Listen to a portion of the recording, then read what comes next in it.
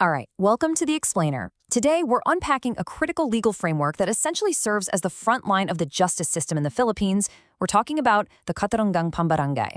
Look, whether you're dealing with a noisy neighbor, a minor debt, or just a local dispute, understanding this system isn't just for the lawyers out there. It's absolutely vital knowledge for every single community member. So here's the million-dollar question. Or, well, actually, the 5,000 peso question, as we'll see in a bit. Does your local barangay actually have the power to judge your specific dispute?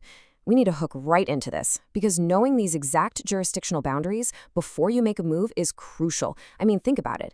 If you file a complaint in the wrong place, you waste your time, you waste your money, and your case could get thrown out completely. We need to know exactly when the local leaders have authority and when they don't. Okay, let's dive into this. The Katarungang Pambarangay is the Philippine barangay justice system. Its whole goal? To amicably settle disputes right at the local level, neighbor to neighbor, without clogging up the regular courts. You can think of this system like a legal gatekeeper. The Lupon, which is the body of folks tasked with conciliation, stands right at the gate of the justice system. But to get through that gate, you are required to possess some very specific keys. Here is our roadmap for the explainer. First, the barangay justice system. 2. Rule 1, natural persons only.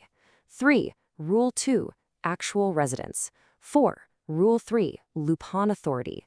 5. The boss-level exceptions to the rule. And finally, number 6, the power of amicable settlement. Section 1, the barangay justice system, your jurisdictional checklist. Let's see what keys you need to unlock the Lupon's authority. According to our source material, there are 3 basic requirements to establish jurisdiction.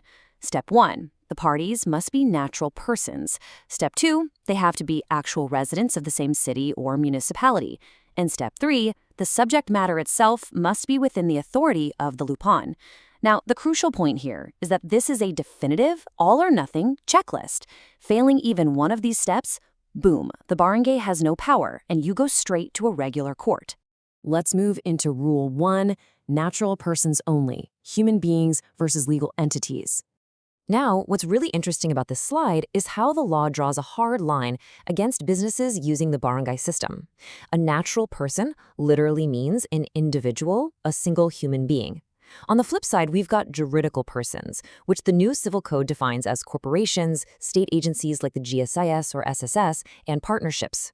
According to the Supreme Court in Vida de Borromeo versus Pogoy, the law applies only to cases involving natural persons. You simply cannot drag a corporation into a barangay hall for a heart-to-heart mediation. Let's look at a practical scenario to make this concrete. Imagine a guy named Isco who lives in Barangay Obrero, Calbayog City. He has a dispute with Avon Corporation over a tiny amount, just 4,999 pesos. Now, even though that amount is incredibly small, because Avon Corporation is a juridical entity, one party is effectively a building, not a human, the Lupon has absolutely zero jurisdiction. That case cannot be heard at the barangay level. Rule 2, actual residence, physical stay versus legal domicile. Let's look at the geographical boundaries here. Let's translate this heavy legal text from the Supreme Court into plain English, shall we? In Boyle versus Villanueva, the court stated that the term resides simply signifies your physical presence in a place and your actual day-to-day stay there. It doesn't necessarily mean your permanent hometown, and it doesn't mean where you're registered to vote. It means your personal, physical habitation. The law notes that no particular length of time is required, but it does have to be more than just a quick temporary visit. And this brilliantly illustrates how case law practically applies that definition. In Garces versus Court of Appeals, there's a person who permanently lives in Cavite, but he rents an apartment and works in Malate on weekdays. Well, the Supreme Court held that for the purposes of the barangay law, Garces is a resident of Malate. His temporary but consistent physical presence during the week absolutely counts for barangay jurisdiction. Okay, let's set up a quick pop quiz scenario. We have 2 individuals. Isco is from Barangay Obrero in Calbayog City. The respondent is Maria, and she lives in Barangay Canlapuas, which is in a completely different city, Capalogan City. They are both natural human beings, and their dispute is for exactly 4,999 pesos and 99 centavos. So, I want you to pause for a second and test your knowledge based on those first 2 rules we just covered. Does the Lupon have authority over this specific dispute between Isco and Maria? The answer, no jurisdiction. Even though both Isco and Maria are natural persons, and even though the monetary amount is super small, they fail the residency rule. Because they do not reside in the same city or municipality, that immediately strips the Lupon of its power. Remember, you need all the keys, not just some of them. Rule 3. Lupon authority, the subject matter. Even if you have the right people in the right place, the dispute itself has to be the right type. Which brings us to the exceptions to the rule, the legal trapdoors. Let's move to and see how this builds by looking at Section 408 of the Local Government Code. This section carves out specific boss-level exceptions that bypass the barangay entirely. For instance, if one party is the government or a subdivision like the DPW, the barangay has no power. If a dispute involves a public officer's official functions, say suing a barangay captain over official office rentals, it skips the barangay. And if you're arguing over real properties located in two different cities, that's also an exception, unless both parties explicitly agree to let the Lupon handle it. Then we hit this very specific, absolutely crucial number, 5,000 pesos. The Lupon can handle some minor felonies like alarms and scandals, slight physical injuries, or oral defamation. But if a criminal offense carries a fine exceeding 5,000 pesos or imprisonment of over 1 year, it triggers an exception. At that point, it is considered way too severe for local mediation and it goes straight to the regular courts. There's one final, really fascinating trapdoor: offenses where there is no private offended party.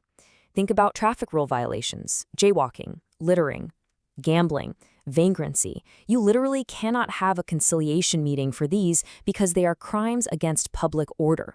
There is no private victim sitting across the table for you to settle with. So, naturally, the Lupon has no authority to mediate them.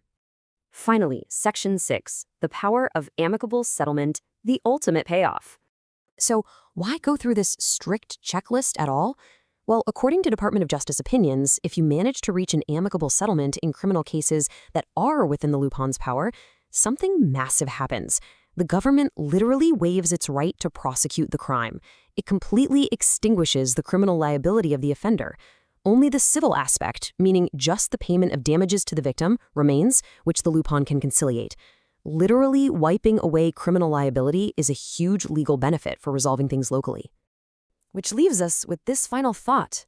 If a simple, legally binding handshake at the barangay hall can completely erase a criminal liability, are we relying enough on our local community leaders for true justice?